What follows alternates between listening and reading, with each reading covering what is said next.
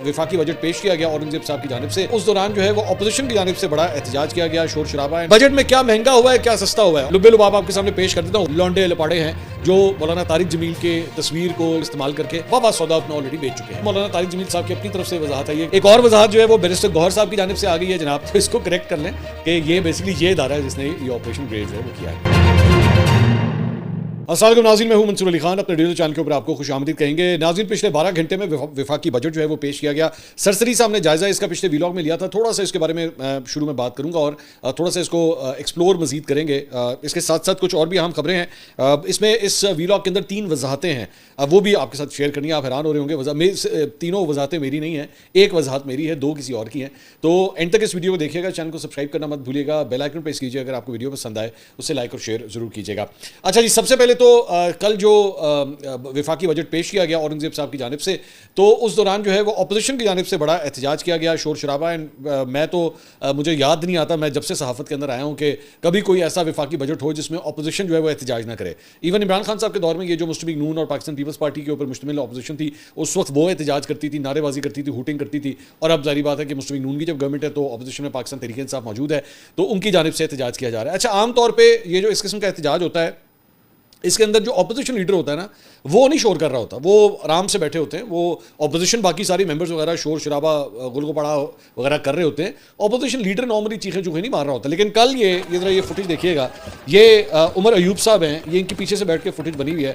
और मैं हमेशा इनको कहता हूँ, he is an over grown man. मतलब वो ओवर ग्राउंड बॉय बल्कि मुझे कहना चाहिए। छोटा बच्चा होता है ना, जो जिसका ज़हनी तवाज़ुन जो है अभी भी कुछ 12, 13, 14 साल के बच्चे जैसा हो, लेकिन धड़ जो है वो बंदे का हो। मतलब यही अपोजिशन लीडर हैं। आप जरा देखिए कि क्या हरकतें कर रहे हैं, व्हाट इज़ ही डूइंग। मतलब डग डग डग डग डग, मतलब व्हाट आर यू डूइंग। कोई अपना नहीं तो अपोजिशन लीडर का, हाँ बाकी सारे एहतजाज करें, कुछ सेंस बनता है। अगर अब फॉर एग्जाम्पल 1 मिनट के लिए आप अज्यूम कर लीजिए, अगर इमरान खान साहब जो है वो इनकी जगह के ऊपर अपोजिशन लीडर होते, आप देखते हैं कभी कि वो इस तरह की हरकतें कर रहे होते। लेकिन ये उमर अयूब है। मुझे तो कभी कभार लगता है जानबूझ के उन्होंने ना उमर अयूब को अपोजिशन लीडर बनाया, ताकि उधर जो है ना असेंबली के अंदर शोल मेला जो है वो चलता फिरता रहे। और इनको ही जिम्मेदारी दी गई है, ये इनको जिम्मेदारी दी गई है कि इन्होंने अभी जो है वो तहरीक भी लीड करनी है इस हुकूमत के खिलाफ। तो अब देखें ये क्या लीड करेंगे ये। अच्छा जी, इसके अलावा पाकिस्तान तहरीक इंसाफ की पार्लिमानी पार्टी ने बजट 2025-2026 जो है उसे मुस्तरद कर दिया है। एलामिया के मुताबिक पार्लिमानी कमेटी ने कहा है कि मौजूदा हुकूमत जाली है, बजट पेश करने का इख्तियार नहीं है। उन्होंने बजट को IMF का बजट करार देते हुए तस्लीम करने से इनकार कर दिया। एग्जैक्टली यही इल्जाम जो है मुझे याद है कि मुस्लिम लीग नून जो है वो पाकिस्तान तहरीक इंसाफ के ऊपर लगाती थी कि जनाब ये तो IMF का बजट है। अच्छा, हकीकत ये है कि भाई आप जब भी IMF के प्रोग्राम में होते हैं तो ऑब्वियसली जब आपका विफाकी बजट बनेगा तो IMF अपना असर रसूख तो उसके ऊपर इस्तेमाल करेगा। ये इमरान खान साहब के दौर में भी होता था, या आज के दौर में भी होता है। सो अगर तो उस वक्त मज़े का खेज़ था तो आज भी मज़े का खेज़ है, और अगर उस वक्त जायज़ था तो फिर आज भी जायज़ है। डिपेंड करता है आप टेबल की किस साइड पर बैठे हैं और आप सिचुएशन को किस तरह देखना चाहते हैं। It all depends on you. अच्छा जी, अब बजट में क्या महंगा हुआ है, क्या सस्ता हुआ है, ऑब्वियसली मेरे ख्याल में आप ये जानना चाहेंगे। सीधी सीधी गल, मतलब सारे लोग बजट इसीलिए देखते हैं ना, वरना अब तो it's a very boring speech. मतलब खुल के अगर बात की जाए तो मैं लुब्बे लुबाब आपके सामने पेश कर देता हूँ। गौर से मेरी बात सुन लीजिएगा ताकि आपको चीज़ें जो है रजिस्टर हो जाएं। नए माली साल के बजट में जनाब सोलर पैनल्स, गाड़ियाँ, पेट्रोलियम मसनूआत, मशरूबात, मिनरल वाटर महंगा कर दिया गया है। पालतू जानवरों की खुराक, कॉफ़ी, चॉकलेट समेत पुरतईश अशिया जो है वो महंगी कर दी गई हैं। विफाकी बजट में सोलर पैनल्स की दरामद पर 18% टैक्स आयद करने की तजवीज़ है। बेसिकली असल बात यह है कि हुकूमत जो है वो सोलर इंडस्ट्री को जो है डिस्करेज करना चाह रही है। लोगों ने इतना सोलर लगा लिया, इतना सोलर लगा लिया है कि वो ये कहते हैं कि जनाब इतनी ज़्यादा बिजली यहाँ से बनना शुरू हो गई है, साड़ी बनाई बिजली को लेंदा ही नहीं। तो इस वजह से बेसिकली सोलर के जो सेगमेंट है उसको डिस्करेज करने की खातिर 18% का टैक्स उस पर लगा दिया गया है, जिसकी वजह से अब सोलर पैनल्स जो है वो महंगे हो जाएंगे। सोलर पैनल्स वैसे ही काफ़ी सस्ते हो चुके हैं, तो 18% अब इस पर सेल टैक्स लगेगा, तो इसके ऊपर जो है एक बाउंस आएगा प्राइस के अंदर। ऑनलाइन मंगवाने जाने वाली अशिया की फ़रोग पर भी 2% टैक्स लगाने की तजवीज़ दी गई है। अच्छा, मेरे लिए ये बड़ी मज़े का खेज़ बात थी, क्योंकि पूरी दुनिया के अंदर जो है वो अब शॉपिंग ऑनलाइन की साइट के ऊपर जा रही है। रादर देन के फिजिकली लोग जो है वो सुपर स्टोर्स वगैरह के ऊपर जाएँ या ग्रोसरीज वगैरह करें, ऑनलाइन शॉपिंग का रिवाज जो है वो ज़्यादा है। साढ़े इधर की है कि ऑनलाइन शॉपिंग को डिस्करेज करने के लिए उसके ऊपर टैक्स लगा दिया गया है। जबकि as a matter of fact इसको अगर ये कर दिया जाता कि ऑनलाइन शॉपिंग के ऊपर ऑनलाइन ही पेमेंट अगर आप करते हैं, क्रेडिट कार्ड के ऊपर पेमेंट करते हैं, तो आपको एडवांटेज मिलना चाहिए इसका। उन्होंने उसके ऊपर भी 2% टैक्स लगा दिया कि जी आपने यहां से क्यों सौदा बेचा है। अच्छा जी, इसके अलावा 20 करोड़ से 50 करोड़ सालाना आमदन वालों पर सुपर टैक्स में आश्चर्य 5% कमी का फैसला किया गया है। इसके साथ जायदाद की खरीदारी पर विद होल्डिंग टैक्स की शरह में भी कमी की तजवीज़ दी गई है। विद होल्डिंग टैक्स 4% से कम करके 2.5% कर दिया गया है। दूसरी स्लैब में विदहोल्डिंग टैक्स जो है वो 3.5% से कम करके 2% करने की तजवीज़ है, जबकि तीसरे स्लैब में विदहोल्डिंग जो है 3% से कम करके 1.5% करने की तजवीज़ दी गई है। 10 मरले तक के घरों और 2000 मुरबा फीट के फ्लैट्स पर टैक्स क्रेडिट की तजवीज़ दी गई है, और जायदाद खरीदारी पर स्टैम्प पेपर ड्यूटी 4% से कम करके 1% करने की तजवीज़ दी गई है। अब इसमें बेसिक रीज़न यही थी कि रियल स्टेट का सेक्टर जो है ना वो तकरीबन डेड पड़ा हुआ है, वहाँ पे हार्डली कोई ट्रांजेक्शन वगैरह होती हैं। मकसद बेसिकली यही है कि लोग जो हैं उसके अंदर अपना कारोबार वगैरह जो है वो शुरू करें और लोग जो है वो खरीदारी वगैरह ज़्यादा करें। इसके साथ साथ e commerce platforms, courier services, digital तौर पर मंगवाई जाने वाली अशिया और खिदमात पर टैक्स काटेंगे। ऑनलाइन मार्केट, कोरियर सर्विस अदायगी में मामलत करने वालों पर हर माह टैक्स रिपोर्ट और ट्रांजैक्शन डेटा जो है जमा करवाना लाजिम होगा। ये जनाब इसके अंदर आया। थोड़ा सा एक और जो समरी अगर हम आपके सामने पेश करें, ये सैयद फराज इक्विटीज़ की जानिब से ये रिपोर्ट जो है वो जारी की गई है। इस रिपोर्ट में उन्होंने कहा है कि जी प्राइमरी सरप्लस टारगेट जो है वो 2.4% ऑफ द जीडीपी मुकर्रर किया गया है। फिस्कल डेफिसिट टारगेट जो है वो 3.9% ऑफ द जीडीपी मुकर्रर किया गया है। एनर्जी सेक्टर एलोकेशन जो है वो 90.2 अरब रुपए जो है एनर्जी सेक्टर प्रोजेक्ट्स के लिए जो है वो मुतय्यन किए गए हैं। टैक्सेशन के हवाले से सुपर टैक्स मैं ऑलरेडी आपको बता चुका हूँ। टैक्स इनकम इंटरेस्ट के ऊपर, ये जो आपको सूद के ऊपर जो मिलता है, सेविंग्स के ऊपर जो आपका टैक्स करता है, वो 15% से बढ़ा के 20% कर दिया गया है। और इसके साथ साथ कार्बन लेवी जो है वो अब इंपोज की जाएगी 2.5 रुपये फी लीटर पेट्रोल और डीजल और फर्नेस ऑयल के ऊपर फॉर द ईयर 2026, और इसको अगले साल जो है वो 5 रुपये तक और बढ़ा दिया जाएगा। इसको भी लेवी जो है इसको इंक्रीज किया जाएगा। सोलर पैनल्स के बारे में मैंने आपको ऑलरेडी बता दिया है। इसके साथ साथ वो सेक्टर स्टॉक्स के हवाले से अगर हम देखें तो जल्दी जल्दी स्टील के हवाले से उन्होंने कहा जी एग्जेम्पशन दी गई है जीएसटी की। वो the GST exemption for FATA and PATA should be removed as unregistered players from region continue to evade tax dump cheap steel in the market other than FATA PATA. तो उन्होंने इसको जो है वो पॉजिटिव करार दिया है। इसके साथ साथ रिफाइनरी के सेक्टर के लिए पॉजिटिव है, पावर के सेक्टर के लिए कुछ पॉजिटिव है, कुछ न्यूट्रल है। बैंकिंग सेक्टर के लिए पॉजिटिव उन्होंने करार दिया है इस बजट को। सीमेंट सेक्टर पॉजिटिव जो है, क्योंकि गवर्नमेंट ने कहा है कि जी वो 2 लाख जो है वो लो कॉस्ट हाउसिंग यूनिट्स जो है बनाना चाहते हैं, तो उसके लिए उन्होंने कहा कि ये एक अच्छी डेवलपमेंट है। ऑटो सेक्टर जो है अलबत्ता उसके लिए एक बड़ा बड़ा सारा नेगेटिव जो है वो सैयद फराज इक्विटीज़ ने उन्होंने कहा है, और इसकी रीज़न जो है उन्होंने कहा है कि जी tariff on used imported vehicles to be set at a premium of 40%, और साथ ही साथ गाड़ियों की लिमिट जो है वो 3 साल से बढ़ा के 5 साल की जा रही है। तो इसकी वजह से भी जो है वो नुकसान होगा, लोकल इंडस्ट्री जो है उसकी वजह से हिट हो सकती है, तो इसकी वजह से उससे भी उन्होंने नेगेटिव करार दिया। बाकी pharma, real estate, IT, textile, ये उनकी नज़र में जो है ये एक पॉजिटिव जो है इससे इम्पैक्ट इसकी वजह से आएगा। साथ ही साथ वज़ीर ख़जाना ने बजट तकरीर में कहा जी हालिया दिनों में पाक भारत जंग के बाद भारत ने पाकिस्तान के पानी को रोकने की धमकी दी है। भारत पानी को बतौर हथियार इस्तेमाल करने की कोशिश कर रहा है, और वाज़ेह है कि पानी पाकिस्तान की बका का ज़ामिन है और इसमें किसी किस्म की रुकावट को बर्दाश्त जो है वो नहीं किया जाएगा। इसके अलावा कुछ वजाहतों के ऊपर आ जाते हैं। मौलाना तारिक जमील साहब के ऑफिशियल अकाउंट से जनाब ये ट्वीट आई है, आप स्क्रीन के ऊपर देख रहे हैं। उसमें उन्होंने लिखा है जी वजाहत, मौलाना तारिक जमील साहब की किसी तकरीर को ना किसी सियासी जमात ने रोका है और ना ही इस्टेब्लिशमेंट का कोई अमल दखल है। ये एक अंदरूनी तबलीग वालों की ना अहली का मामला है।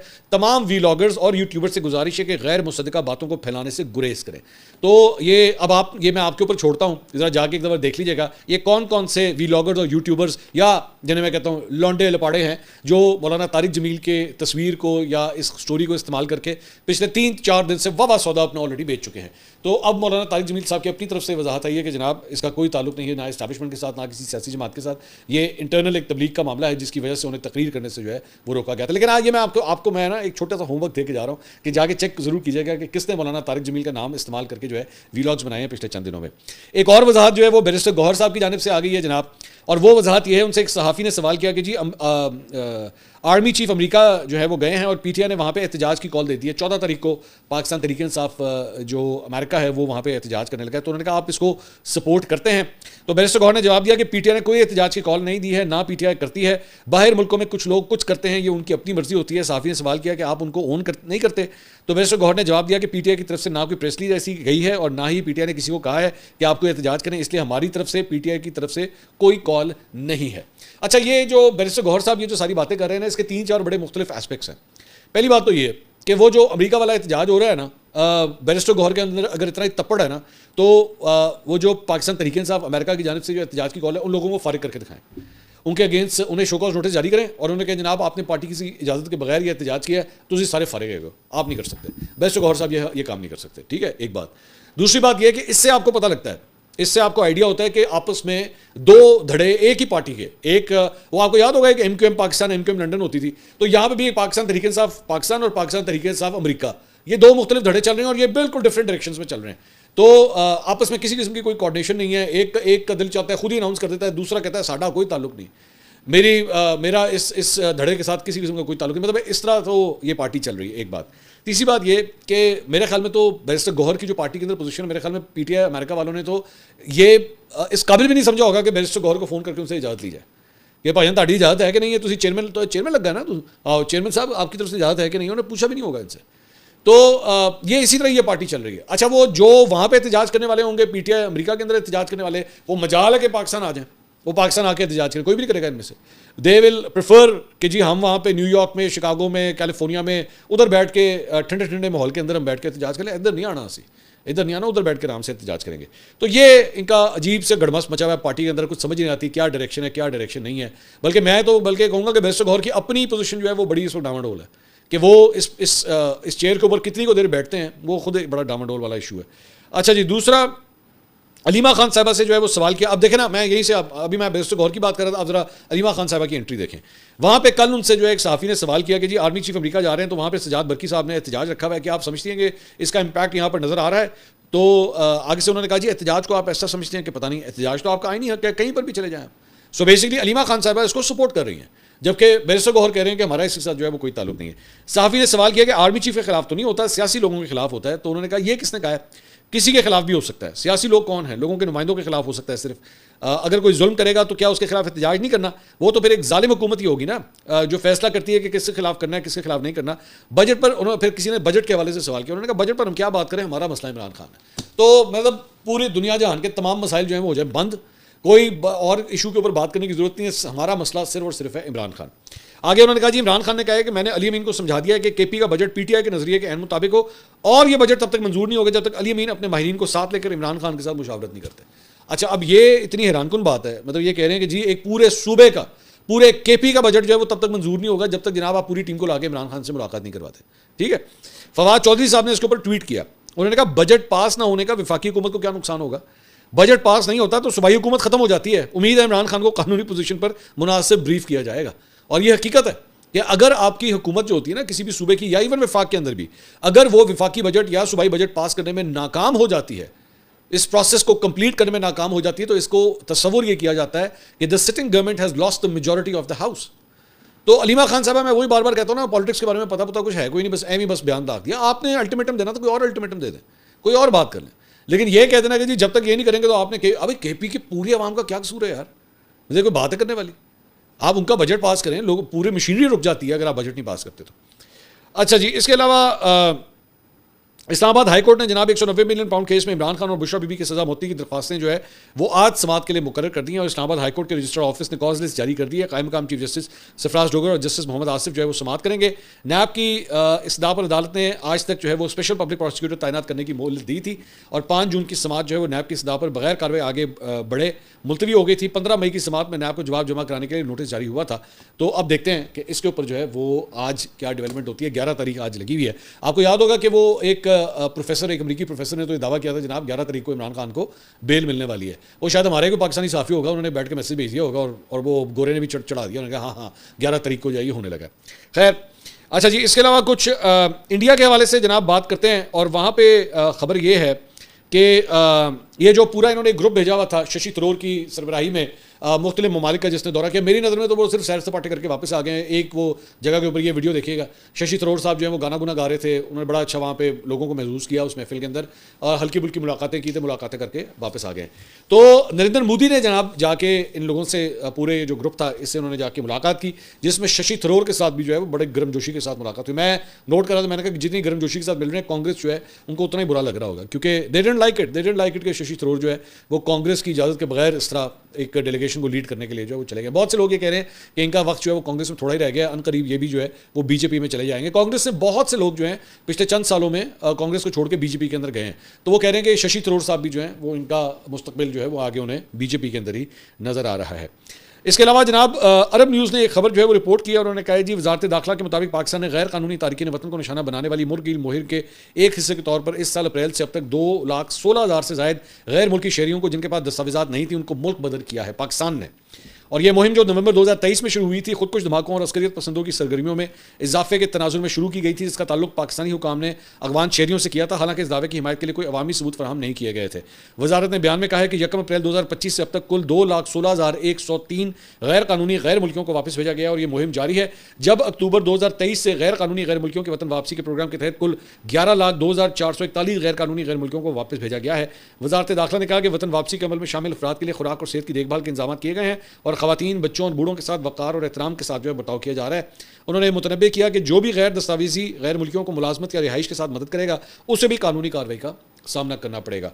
तो ये जनाब इस साल अप्रैल से अब तक जो है, यानी कि अप्रैल, मई, जून तो अभी मतलब आधा हुआ है, तो 2.5 महीने में 2 लाख से ज़्यादा अफराद को जो है वो निकाला जा चुका है। दैट्स अ ह्यूज फिगर, बहुत बड़ा फिगर है। इसके अलावा जनाब ट्रंप इंतजामिया ने जनाब अमेरिकी रियासत लॉस एंजलिस में इमिग्रेशन के खिलाफ जारी मुजाहरों पर काबू पाने के लिए पीर को मजीद 700 अमेरिकी मरीन्स और मजीद 2000 नेशनल गार्ड्स एहलकार जो हैं वो तैनात करने का ऐलान किया है। लॉस एंजलिस में मुजाहरे गैर कानूनी तारीके वतन के खिलाफ छापों के सिलसिले में पैदा होने वाली बदअमनी के नतीजे में शुरू हुए थे, जिनसे निपटने के लिए ट्रंप ने मजीद 2000 नेशनल गार्ड्स एहलकार जो है तैनात करने का ऐलान किया है। दूसरी जानिब ट्रंप के इस इक़दाम के खिलाफ कैलिफोर्निया के गवर्नर ने शदीद रद्दअमल का इजहार किया और कहा है कि वो सदर ट्रंप के इस इक़दाम के खिलाफ कानूनी कार्रवाई करेंगे। और डोनाल्ड ट्रंप के सरहदी जानशीन टॉम होमन ने हफ्ते के रोज़ फॉक्स न्यूज़ को बताया कि हम लॉस एंजलिस को महफूज बना रहे हैं। एक और वजाहत जो मैं आपके साथ शेयर करना चाह रहा था, वो हमारी एक स्टोरी थी ऑपरेशन ग्रे से मुतालिक। तो उसके अंदर एक छोटी सी सिर्फ करेक्शन मैंने ये करनी थी। उसमें हमने आपको बताया था कि जो ऑपरेशन ग्रे है, मैंने उसने गलती से कह दिया था कि ये FIA का जो साइबर क्राइम विंग है, ये उनकी जानिब से ये जो है वो ऑपरेशन किया जा रहा है। लेकिन एक्चुअली ये ऑपरेशन जो है वो national cyber crime investigation agency की जानिब से जो है वो ये किया गया है, जिसमें मुख्तलिफ कॉल सेंटर्स और इस किस्म के जो मतलब सेंटर्स होते हैं जो फ्रॉड में मुलविस होते हैं, बेसिकली उनके खिलाफ हुआ है।